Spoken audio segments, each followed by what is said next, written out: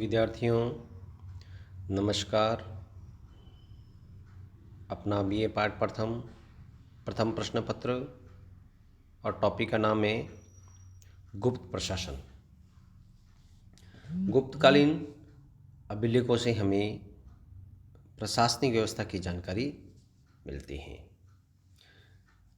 मुद्रा राक्षस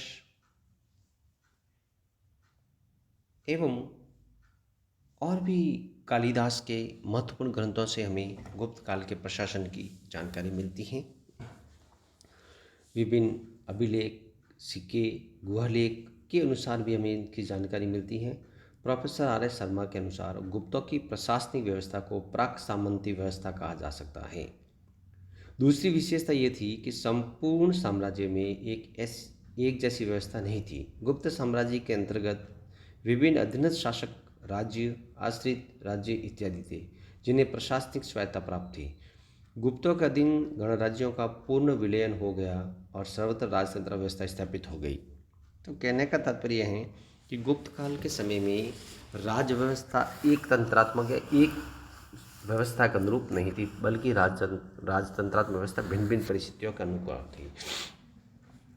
हम गुप्त प्रशासन को मूल रूप से 3 भागों में बांटते हैं: केंद्रीय प्रशासन, प्रांतीय प्रशासन और स्थानीय प्रशासन। जब हम केंद्रीय प्रशासन की बात करते हैं प्रिय विद्यार्थियों, तो केंद्रीय प्रशासन का सर्वोच्च अधिकारी राजा होता था। सिद्धांततः राज्य की सारी प्रशासनिक शक्तियाँ उसी में केंद्रित होती थी।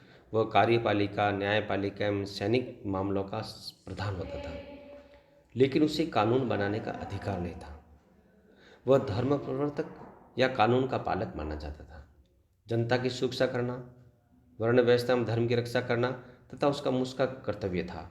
गुप्त शासकों ने गौरवपूर्ण उपाधियां महाराजा धीराज, परम भट्टारक, परमेश्वर, परम देवता इत्यादि उपाधियां धारण की थी।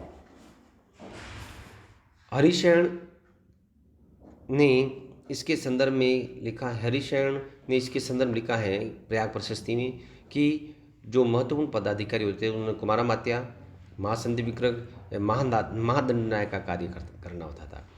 गुप्तों की नौकरशाही मौर्य जितनी विशाल या सुसंगठित नहीं थी। इस नौकरशाही को अमात्य के नाम से भी जाना जाता था। मुख्य रूप से गुप्तकालीन अधिकारियों में महासेनापति, महाबलाधिकृत, महादंडनायक, महासंधि विग्रह, महाअक्षपटलिक, ध्रुवाधिकरण, अग्रहारिक आदि महत्वपूर्ण पदाधिकारी होते थे, जिनके बारे में गुप्त काल में हमें जानकारी मिलती है। गुप्त काल में विभिन्न प्रकार के करों की भी जानकारी मिलती है। भाग, भोग, उद्रंग, उपरिक, हिरण्यक इत्यादि महत्वपूर्ण कर हैं, वो गुप्त काल में थे। साम्राज्य उपज का 1/6 भाग कर के रूप में लेता था। जुर्माना, उपहार, शुल्क इत्यादि से भी राज्यों को आमदनी होती थी। इस प्रकार से गुप्त काल में राजस्व व्यवस्था के ये महत्वपूर्ण भाग थे। बात है प्रांतीय शासन। गुप्त काल में प्रांतीय शासन की जब बात आती है तो गुप्त साम्राज्य प्रशासकीय सुविधा के लिए विभिन्न प्रशासनिक इकाइयों में विभक्त था। केंद्र द्वारा शासित क्षेत्र की सबसे बड़ी प्रशासनिक इकाई देश या राष्ट्र कहलाती थी।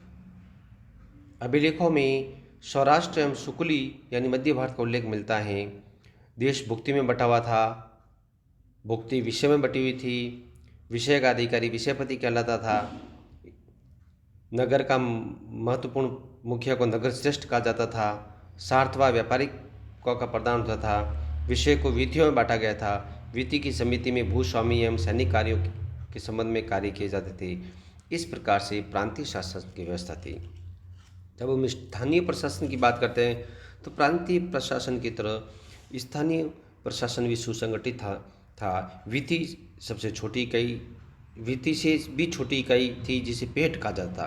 पेट अनेक ग्रामों के समूह को कहा जा सकता है। जिस प्रकार आधुनिक ग्राम पंचायत 4-5 गांवों के समूह से एक ग्राम पंचायत बनती है, उसी प्रकार गुप्त काल में आधुनिक ग्राम पंचायत की तरफ पेट होती थी। ग्रामपति या ग्रामिक महत्तर, अष्टकुलाधिकारी, कटुम्बी, तलवारक इत्यादि अधिकारियों की सहायता से गांवों की व्यवस्था देखी जाती थी। नगरों का प्रशासन नगरपति, जिसे पूर्वपाल कहा जाता था, इस प्रकार से की जाती थी। गुप्त शासन व्यवस्था के दौरान विकेंद्रीकरण की प्रवृत्ति तीव्र हो गई थी। एक तरफ राजा का पद ज़्यादा गौरव में बन गया, परंतु दूसरी तरफ उसकी शक्ति कमज़ोर पड़ गई। अधीनस्थ शासक और सामंत ज़्यादा बलवान हो गए, उन्हें राजा के अनेक अधिकार स्वतः प्राप्त हो गए। इस प्रकार से कुल मिलाकर गुप्तकालीन प्रशासनिक व्यवस्था में सामंती व्यवस्था के प्रभाव स्पष्ट रूप से परिलक्षित होते हैं। गुप्त काल में एक सुदृढ़ केंद्रीय प्रशासन था और केंद्रीय प्रशासन के साथ साथ महत्वपूर्ण प्रांतीय प्रशासन भी था, और प्रांतीय प्रशासन के साथ साथ हैं वो गुप्त काल में एक सुदृढ़ रूप से स्थानीय प्रशासन की भी हमें जानकारी मिलती है। तो इन संपूर्ण केंद्रीय प्रशासन, प्रांतीय प्रशासन और स्थानीय प्रशासन, इन तीनों तत्वों के आधार पर हम गुप्त काल के सुदृढ़ प्रशासनिक व्यवस्था के बारे में जानकारी प्राप्त कर सकते हैं। धन्यवाद।